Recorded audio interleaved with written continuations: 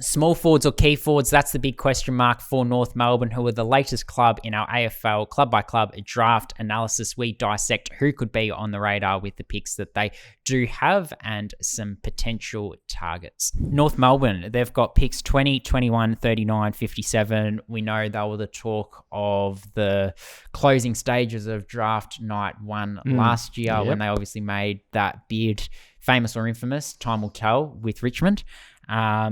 Their list needs, I think, for me, it's very clear that they need a small forward. They need someone at the feet of their tools, and when it gets into the front end of the ground, that they can rely on to kick some goals, but also small forward who, you talked about it with Toby Cinema, when he's 70 metres out, you know he's going to hit a target. Someone like that for North Melbourne who's going to deliver it really well inside 50. Doesn't necessarily have to be a midfielder, but someone who is a really important connecting option, high half forward type. So obviously you talk your traditional small forwards. I think Lockie Doverston's the clear prototype that they'd love to get at pick 20, which becomes 26, 27 probably. He's not going to be available. So Zane Piker's one that might be on the board. Luke from Hallett South from Australia. WA. Yep, Hudson Walker, another one. So, there's some options. Yeah, there is probably just like that. They're really strong at the top. You talk about Al Ashkar.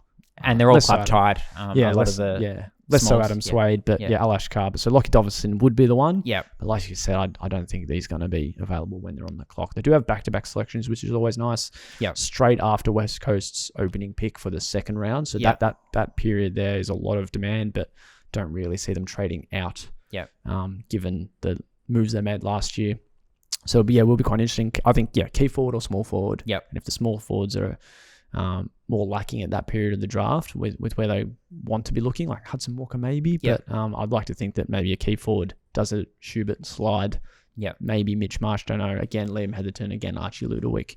The other thing is they could potentially package those two picks, but I don't know how many clubs will be looking to move two early second rounders into a 13, 14 range for this year's draft, unless there is someone on the clock available and they can make their move on draft night. But we did see what they did last year and giving up pick 3 for Matt Whitlock, and then at the same time they do have Richmond's second rounder this year and that deal. So that's why they do have those two picks. So there's a few moving parts here for North Melbourne potentially, but we're yet to see that obviously trade played last year pay off. Worth noting as well, I touched on it earlier, that they've got Sam Harris next year, who could be a highly regarded talent. So how his season sort of finishes, the attributes he show are worth tracking, because North Melbourne might have to get busy next year to get some points for him. So they want to be a little bit careful about that. Yeah, they do have Archie Grant this year. I think he played in Sandringham's grand final side last year, if I'm not mistaken. No. He didn't? Did he miss out on that one? Yeah. Well, he's played, I think, 3 or 4 games this year. One to keep an eye on, but we'll see how the rest of his kind of season pans out. The other thing for them is, I think we've talked about this, or I've talked about this for probably the past 3 or 4 drafts for North Melbourne, is every time they've been on at the pointy end of the draft, they've probably wanted a key position player, but have never taken one. And I think if they had pick 3 this year, it would still be interesting to see if they would go Mitch Marsh, Hayden Schubert, Archie Ludowick that early. Cooper Duff Tyler's there. Cooper Duff Tyler would have been an option for them. They took Taylor Goad a couple of years ago and have Tristan Sherry, but they would have had some flexibility there at the very least. So, like me, thought they might have last year splitting an early selection, getting Alex Taru and another player in. That could have been an option for them this year, but they got what they wanted in Matt Whitlock on top of Finn O'Sullivan last year. So, they'll be interesting. They're not going to be where they have been in the last few years, but they'll have a couple of early second round selections, and that'll be something to look forward to. One more name I want to put on the radar that could be in that range if they're looking for a key is Taj Murray. I absolutely loved I don't mind that. Yeah, I absolutely loved his first game for the Allies. I think there was a lot of people that did. There was so much X factor to what he does as a tall,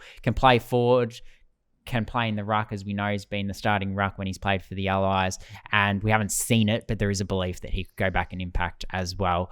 So we know North Melbourne have got a fair few of those swingman types, but he brings elite A-grade class. Yeah, probably worth mentioning Cody Curtin.